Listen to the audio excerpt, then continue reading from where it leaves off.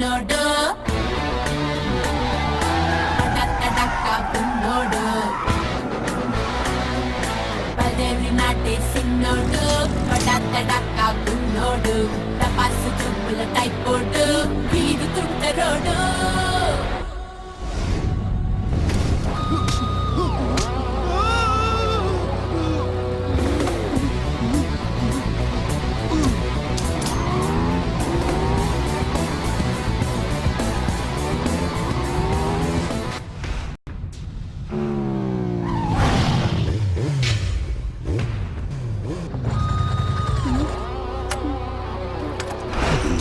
adiga maxaa way lavinya gurigiis la bay keentay hadduu jaceylku haya inaad cabsooto maaha war kuma tahay adiga adiga qofkaad rabtay inaad deshid ma taqaana qofka uu yahay waa seedigaa adiga waxaad tahay nin wasaq ku dhex dhashay ninka hadduu wasaq ku dhex dhashana wax qiimeyn uu dadka siinaya ma laha laakiin hadda waxa ku ron si wanaaga inaad kula kulanto haddii kale aan waddooyin aniga iqaas ah ayaan adiga kuu soo maraya markaas weji cusub oo kudhaxaysa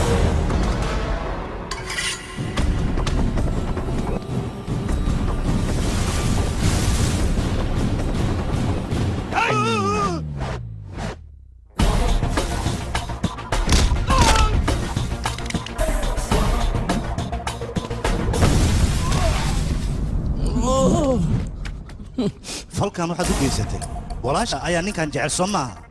soo saas maaha laakiin adiga qaladka aad samaysay ugu horreyn ayaan saxayaa markaas kadib ayaan wada hadal ku dhamaynayna arrinta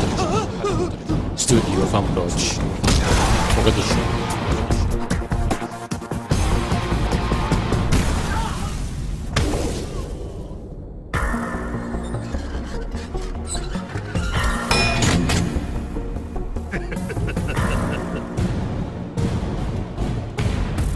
shan daqiiqo leh geesinimadaada i tus waxay ugu ballanaa cumrigaada inta kadhib inaad geesinimo ku noolaatid way kugu soo socdaan iska dhici dhaqso dagaal bilow war dadku way iga badan yihiin war kaaleen karkuwan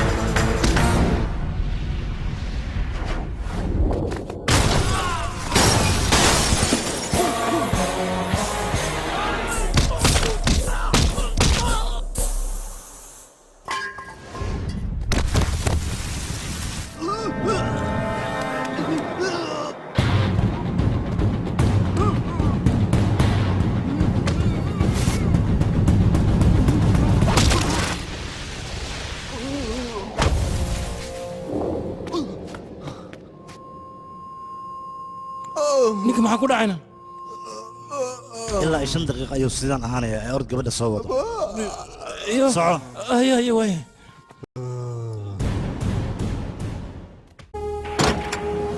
yaa waaye ninka awoodda leh oo gobolkeena lugta soo saaray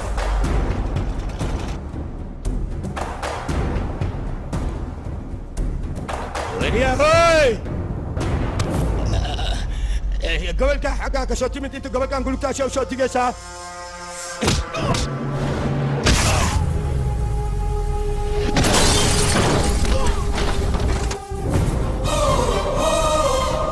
gobolkeena adoo joogo miyaad dadkeena gacan u qaadaysaa xayawaanyow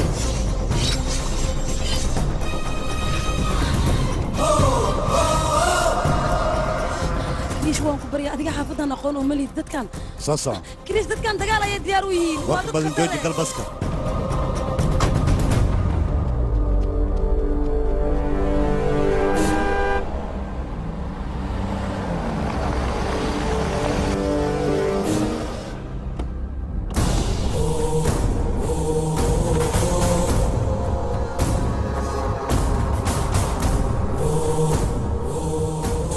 aniga ayaa garaacay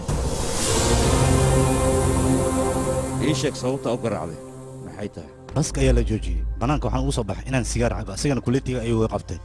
anigana sideedaba ma jecli qof kuletiga okay 10 daqiiqo haddii aan goobtan ka soo daahi lahaa maxaa dhici lahaa 10 kale ayaa dhulka jiifi lahaayeen magacii krishna aabbaha ii bixiyey laakiin magacaas waa magac qadiimi krishna ugu cade adoogaa maxaas qabtaa ii sheeg bal kambaniga dhismaha ee krishna ayuu aabbahayga iska leeyahay meeshaas waa magac kale baalama wiilkiisa taade ishaad ka rid magaalada aa ka timid batuulooyin badan aa joogaane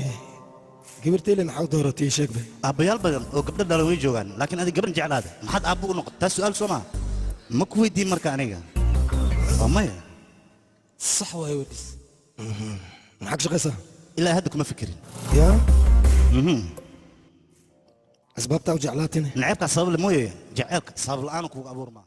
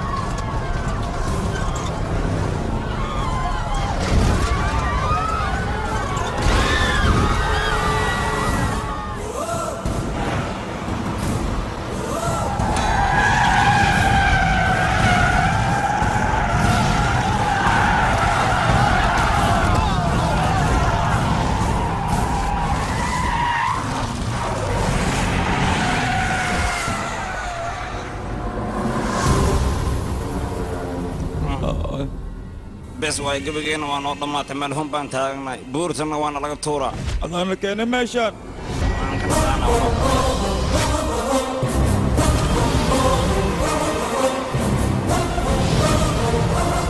wala sidii laysku badbaadi karaa laysku badbaadiya gaariyaashaan gadaal noogu noqon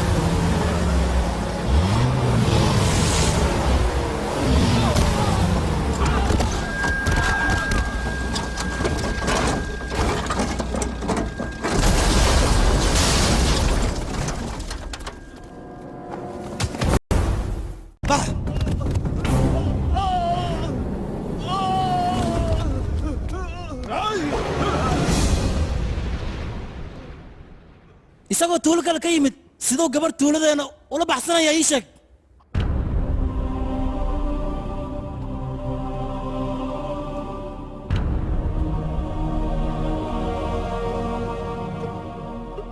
ma jeceshahay adiga ayaan su-aasha ku weydiiyey ma jeceshahay haddaad jeceshahay maad hadashid marka maxaa dadkaan ka rabtaa warkooda maxaa ku raaciyey falkan uu ku dhaqaaqin midaan cafinayn maan hilibkiisa ayaan gabal u jaraynaa saas darteed ayaan kaga carraadin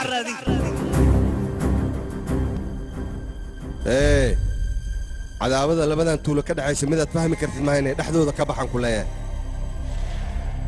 tuuladaas dadka jooga maxaad ugu masartaa adiga dadka tuuladaas maxaad ka rabtaa adigana ii sheeg